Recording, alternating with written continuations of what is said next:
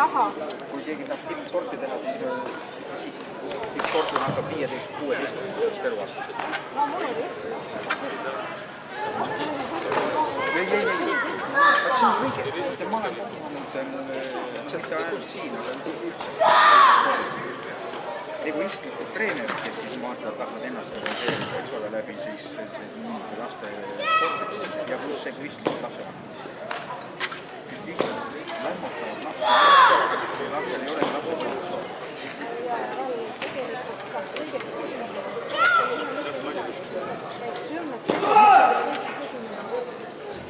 Jah, ei, nii parem on nii heas korras lastele.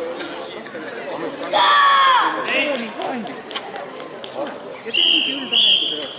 See ei ole igast organismi praegu väga korda. Sa tahad juba praegu vastu pidada treenida või mingi kangastusega treenida. See ei ole loomulik aeg lapse organismi. Ma käisin treenerga koolikud. Kõik õppejõud räägivad seda juttu. Aga praktikas on Eesti 5-0 võigrau. Maksim, kummardused. Mine anna kätte. Õige, viisakus.